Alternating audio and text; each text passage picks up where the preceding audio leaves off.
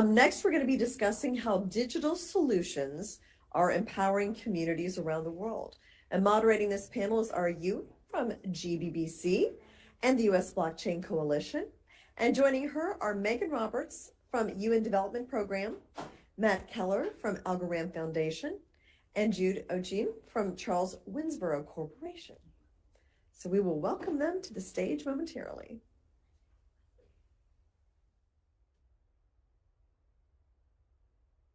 All right. Thank you, everyone, for joining us for our UNGA. I have some esteemed panelists. I'm really excited to learn as much as possible about digital solutions for empowering communities. My name is Arry. I'm the head of strategy US for GBBC. So that's my role here. Also Kat Herger, as you may have seen today. Encouraging everyone to take seats. All right, well, we're gonna go with Jude and then go my right to left, your left to right, with introductions. So, what is your name? What do you do? How did you get into this space? And anything interesting about what's going on?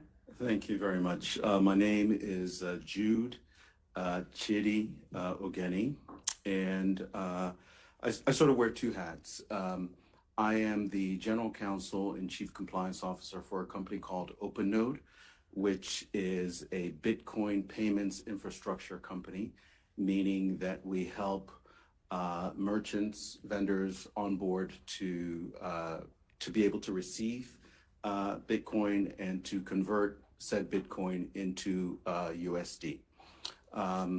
That's my day job.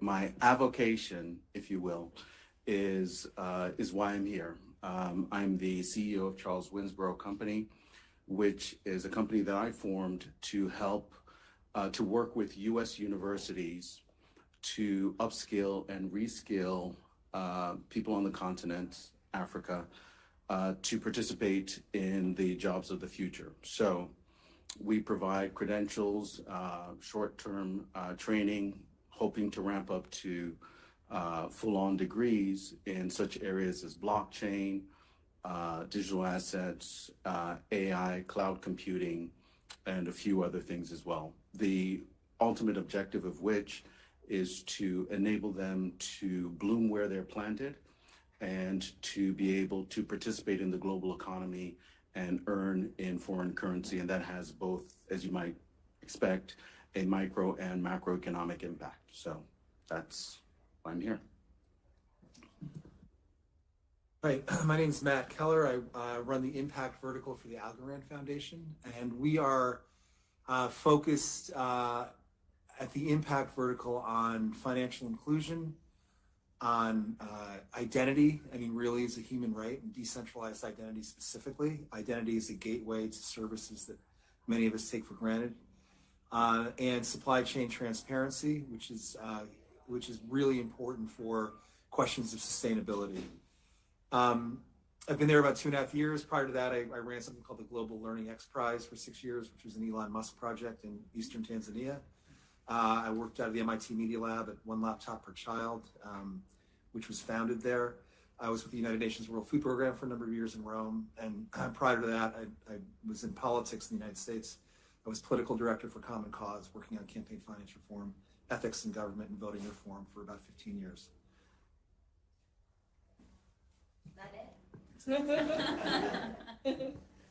Great. Well, hi, everyone. I'm really thrilled to be here today. I'm Megan Roberts, and I work with the United Nations Development Program. And for those of you who are not familiar, UNDP is the UN's lead development agency and has offices in nearly 170 countries around the world, with quite a broad mandate supporting initiatives across all 17 SDGs. I work within the Chief Digital Office, where we support digital programming around the world. We have digital programming in about 120 countries around the world, and we, in addition to supporting countries on their digital transformation journeys, we also aggregate and learn from and build insights from across different development contexts. So really thrilled to be here. Oh, and how did I get here? I previously was the Director of Policy Planning at the United Nations Foundation, where I also led the digital and technology policy work and have worked in democracy and governance initiatives, in think tanks, and as a researcher. Thanks. Thank you. I hear a theme of community over and over. So really excited to learn about how we can amplify your work and increase that impact. So first question is, through your work, in what areas of the world are you seeing the greatest impact for digital solutions on communities that would otherwise remain at the margins of mainstream economy? Go. Sure, I'll take that. Again, my focus is, and this will be a running theme through my comments, I'm going to focus on Africa. I grew up in Nigeria, and oftentimes there's a perspective from those of us who live and work in Africa that doesn't make its way into rooms such as these, unfortunately. And so from our perspective, I would say, you know, AI is very hot right now. Everybody's talking about AI. My corner of the world, it's all about blockchain and digital assets, right? Because the impact of these technologies, the transformational impact, the ability to bring billions of unbanked people into financial services and hence autonomy without some of all the legacy structures, the ability to disintermediate all of that is just, it's really off the scale. And if you look at the data will show that Nigerians are per capita the foremost adopters of crypto, right? And that's a fact that not very many people know, but two-thirds of us, fully two-thirds of us, maybe even higher now, own some form of crypto. And again, because I work in the legal and regulatory sphere, it disheartens me to see so much of a focus regulation here in the West on, you know, we got to get rid of the crypto bros. When really your typical owner of crypto in Nigeria is a woman who sells tomatoes in the market, who does not want to hold the Naira. She just cannot afford to hold the Naira because she knows that every second she holds the Naira, it is depreciating further in value. And so she flips it into Bitcoin or she flips it into USDT. She's savvy enough to know that. And so we've got to find ways to empower these people. And there are a lot more things that we can talk about to provide the structures, the incentive structures to allow them to do those things. But that is far and away from me the biggest place of impact. It's amazing. Different, and same in vein, but different in that we see it in the humanitarian payments side of things, where you've got platforms being built, particularly in a place like Afghanistan, where we've invested heavily in a company called HasabPay. I see Rumi in the room who's building a platform in Nepal as a way to get something of value from point A to point B in very distressed areas in a safe, efficacious, transparent, and immutable manner. And when you put all those things together, you have technology that is better than what has come before. And what's come before in the realm of humanitarian payments is a bunch of people stand in line for a couple of days waiting to get cash. And so what you're seeing is a real change in how people are served. It's a public sector and UN, not private sector stuff, but having that access to that cash safely on a wallet in their phone has led to less violence. It's led to more food being bought for families by women. It's led to less corruption. And so I see a huge change in that area. These are great responses. Maybe I'll just spend a minute talking about how we're approaching digital transformation at UNDP and just give a sense of our work, because our vision and our aim is really to ensure that digital technologies broadly are an empowering force for people and planet. And so we have three main areas of work where we engage with partners around the world. And the first is on digital policies and strategies. So we work with countries around the world to understand where they are in their digital transformation journey and where they want to go, and to really set out a vision and a plan for how to get there.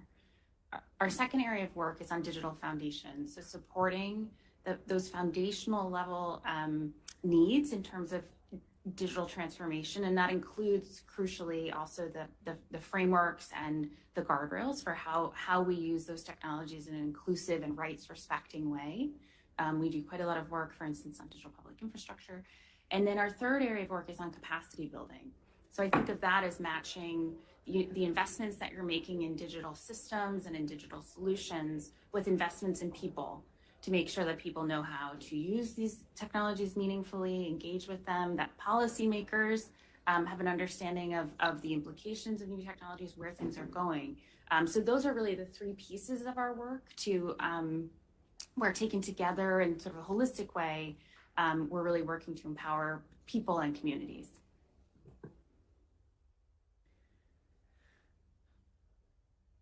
I guess maybe can you help me take it down a notch? Like, we talked a lot about the work that needs to be done conceptually, but like kind of land that for me. What does that really mean, and like what's the there look like in how that transformation is happening globally? Yeah, sure. Yeah, I mean, as I mentioned, we're working in more than 120 countries around the world and supporting digital transformations. And, countries are at different points. They're outlining and identifying their own priorities for where they want to go. And for UNDP, it's really about supporting these nationally articulated priorities and strategies, understanding that, what might need to happen first in one context is not necessarily what needs to happen in a second. So it's really working at the country level with our partners there. Do either of you have templates that you see as best practices in how to get more of this adoption in more developing nations, or like how does one go about getting these started? Well, on the payments side, we put together a humanitarian payments council with WorldPay, the United Nations Development Program, World Food Program. It looks like MasterCard's coming on board, Circle.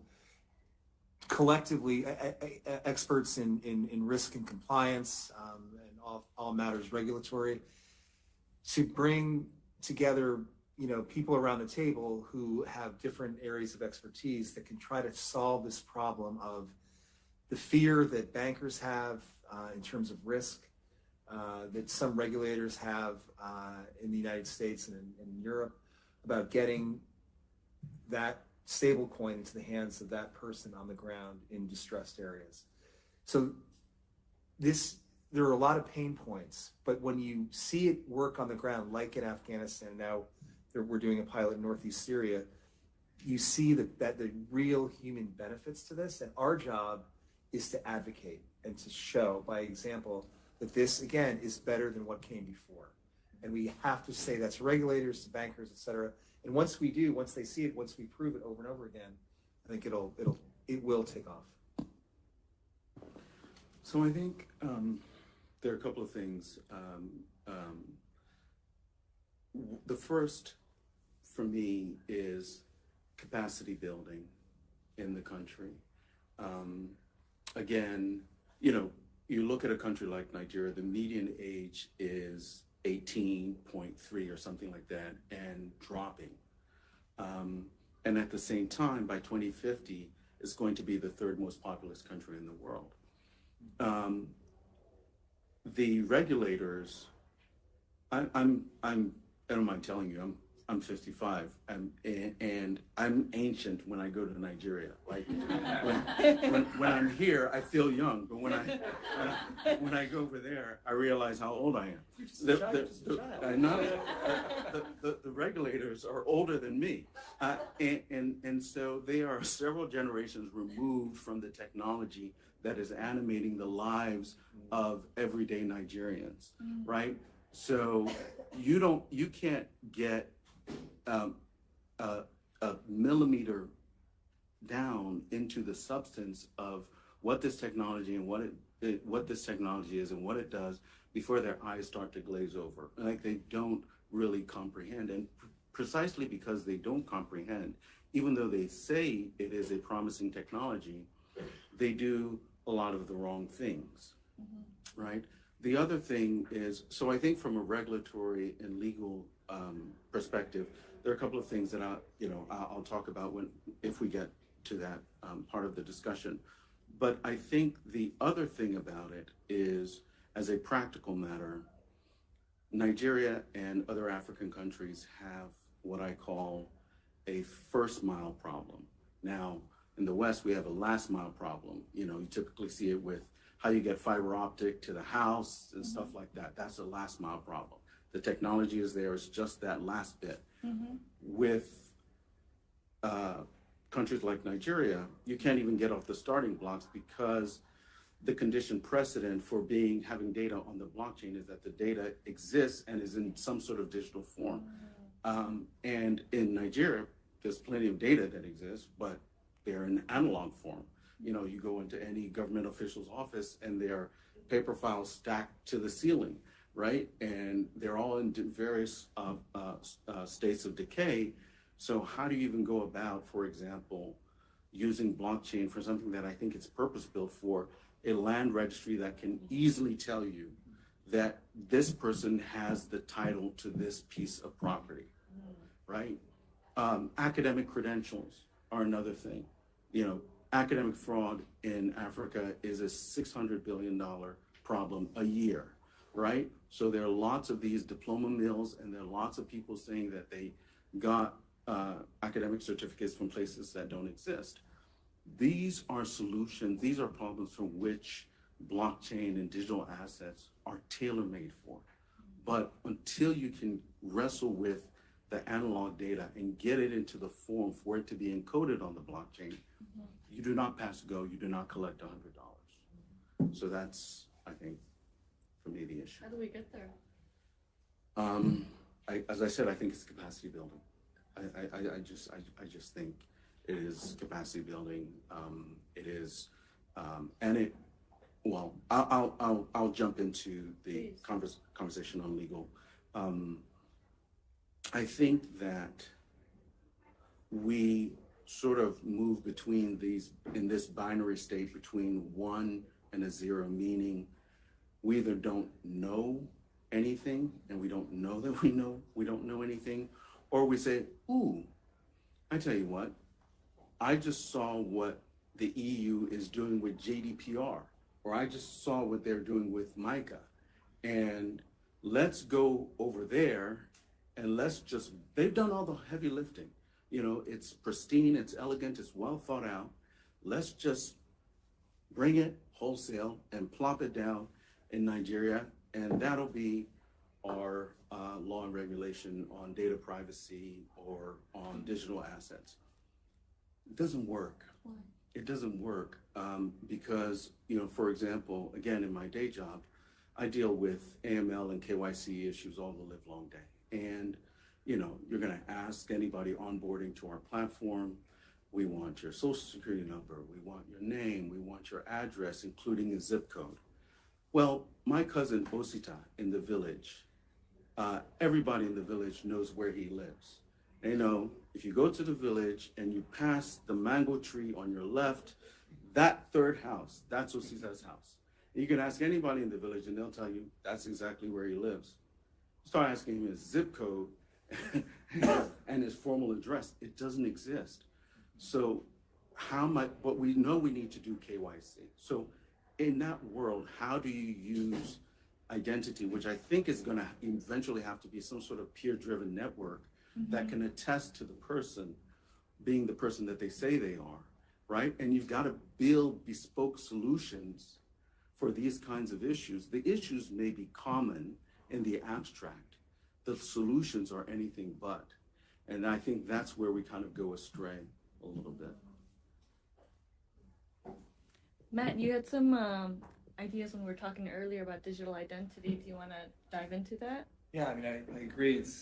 Identity is not having access to identity precludes a lot of people from everything we take for granted: going to school, registering for whatever you need in civic life. And a huge portion of the world's population has no access to identity. And I think one of the things that could happen, and it's hard, as you indicated, is that decentralized identity could play a real role in realizing the aspiration of identity for every person, every man, woman, child on the planet, which would be truly a transformational event because it would allow people to avail themselves of all those services and institutions they cannot avail themselves of currently. So we're working really hard on decentralized identity in a couple of spaces. One is disaster relief in the United States. We've invested in a company that's built a wallet called the Care Wallet. It's actually piloting as I speak in Florida and Mississippi. And decentralized identity is a key component to that. So it's identity that can be used for multiple disasters across multiple agencies. And it's in the decentralized identities in very nascent stages in this world. But you can see a path where it becomes the gateway for a person to get access to all the things that we take for granted. And we're pushing really hard on that because I think it's a perfect blockchain. Blockchain is a perfect way to enable that. And it's a long path, but I think we're starting.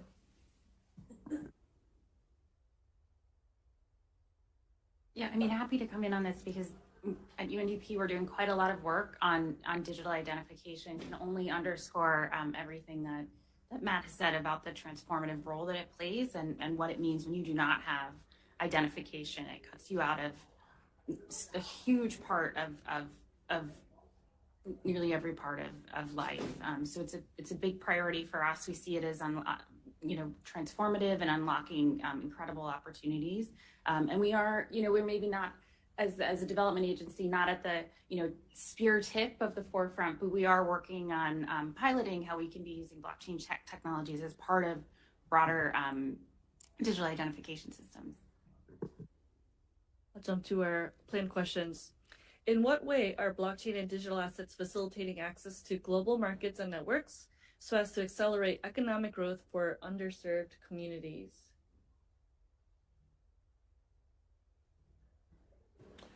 So I think it's largely, I think we've kind of addressed that in our earlier comments. I'll just say this.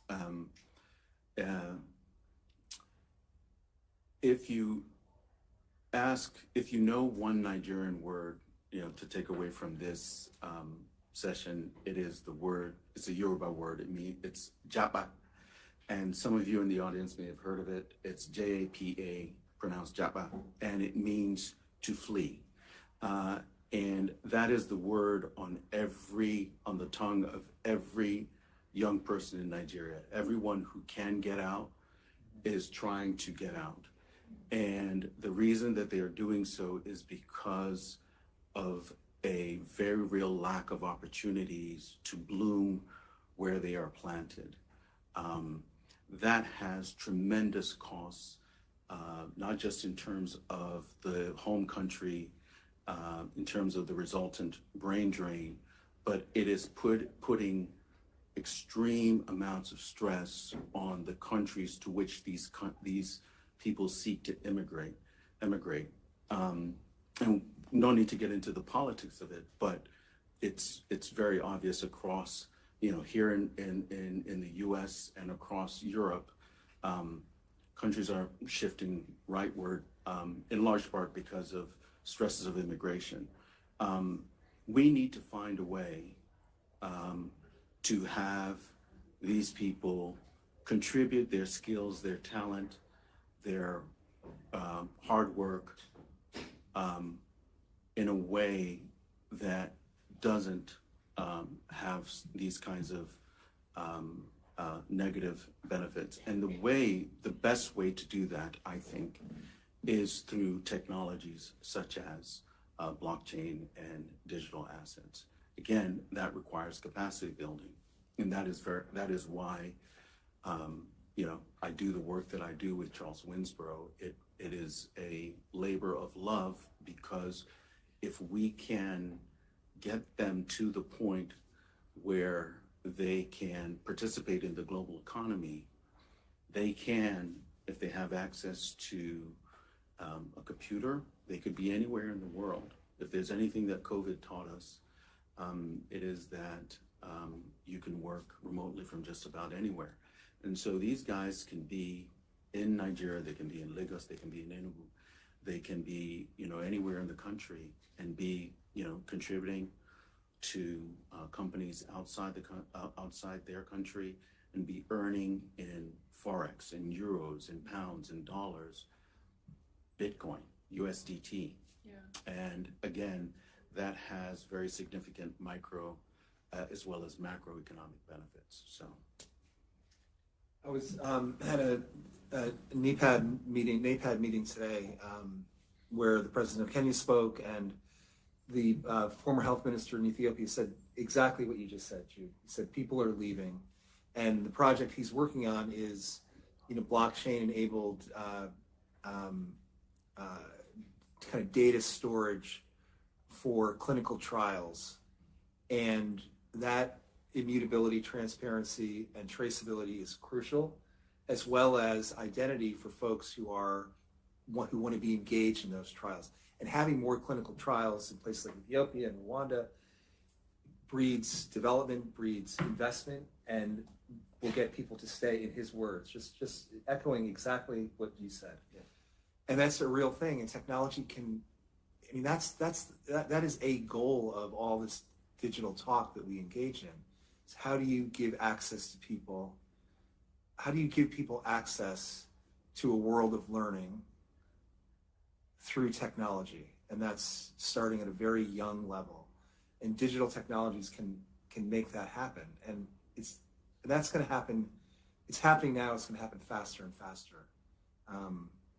But I think that's what the game is. It's how do you get people the ability to take part in that economic experience. Yeah, I mean, already so many good responses from my panelists. So I don't want to repeat, but I think, Jude spoke about financial inclusion and what this means, the potential for individuals who are unbanked, and then also for MSMEs when we're thinking about those, small businesses that, don't yet have that opportunity to connect to global networks and to global markets. We talked about digital identification. One other area to maybe just put on the table is just on the enormous potential in terms of supply chain, traceability. We know that we are very off track on achieving the Sustainable Development Goals. I think only 17% of the targets are on track. Time is short. And a big part of if we're going to get this right by 2030, a big part of that is going to be some significant transformations in our food and agriculture supply chains. And there's some really interesting, applications that are already being used that can be scaled to provide help with issues that we see across supply chains, like tremendous poverty and inequality, human rights challenges, environmental degradation. And these are, we see solutions already being deployed, and you have a very complex global supply chain that includes many different stakeholders and huge corporations, but also very many small farm holders who are in incredibly precarious positions. And so that's maybe just another area that I would put on the table, in addition to the great responses. Our partnership too. Yeah. So Megan said earlier that you may not be at the cutting edge of technology or something, but we're partnering with UNDP because one of UNDP's great strengths is that they have relationships with governments in 150 countries, really good relationships. They are the primary interface in most countries for the UN system. So by partnering with them, we have the technological expertise to give, and you have those government relations to give. And I think more and more of this, as that happens, you're going to see an acceleration of governments adopting the very technology required, as you said, to meet those goals. Yeah, and maybe if I can just come two finger on that, because we're so pleased to be able to partner with Matt and all of his colleagues. As Matt said, we have deep relationships of trust with governments around the world. We're in almost 70 countries.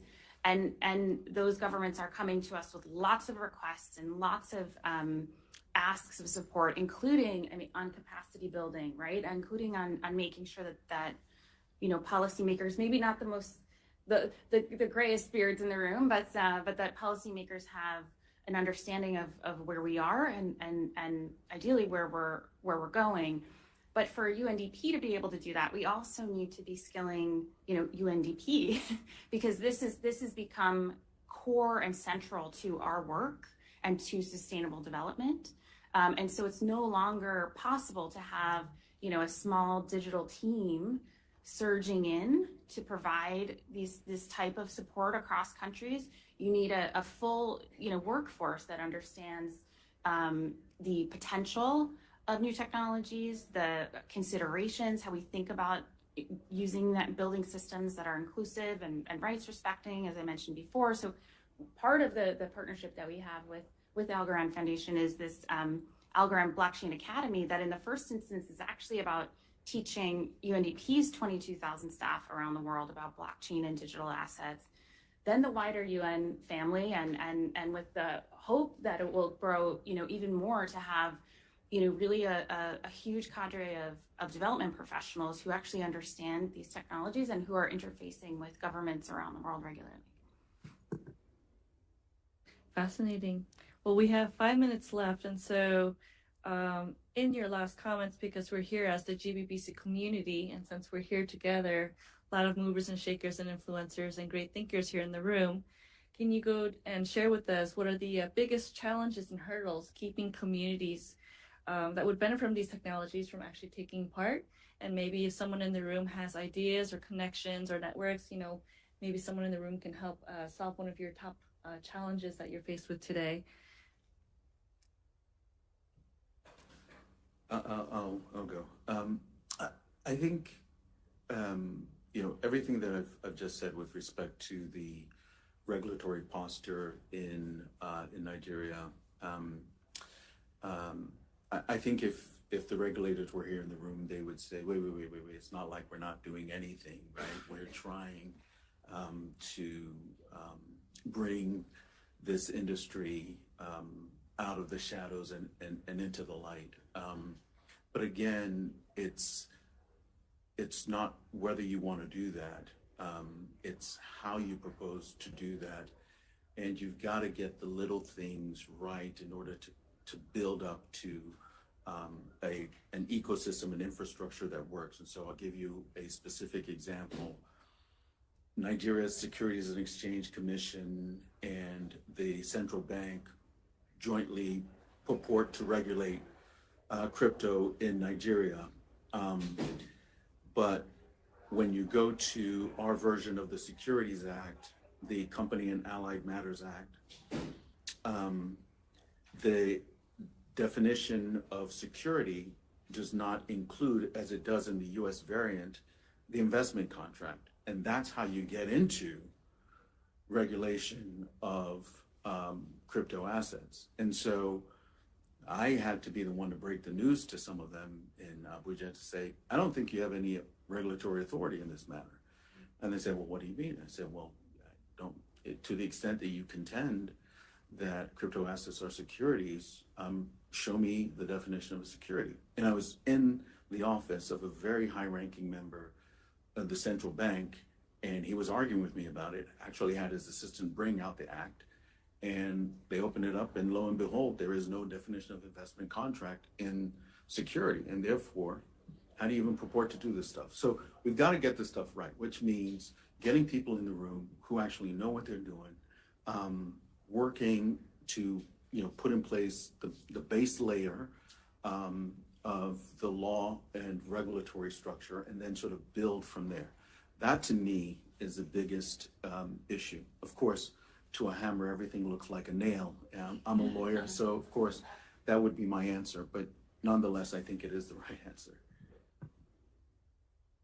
I want to talk about the regulatory stuff for on-ramping. You kind of implicitly covered that. But I guess part of a big challenge that we can absolutely meet and are meeting it is education about what this technology is and what it does, and decoupling that from the crypto blah, blah, blah, blah fear in the world. And the more that we do that, the more that we show, the more that we demonstrate the efficacy of this technology in various ways, those hurdles will, I think, disappear.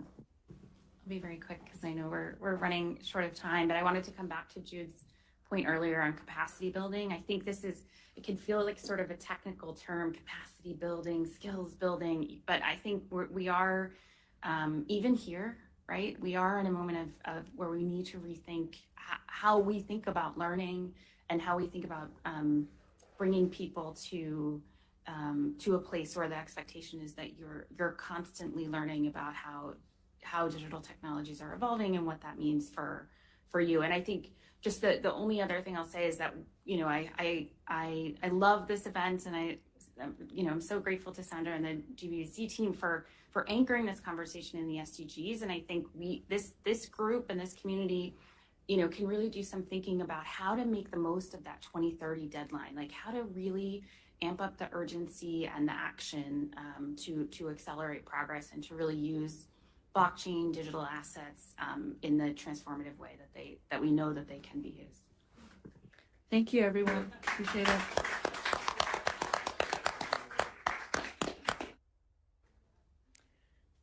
Thank you so much.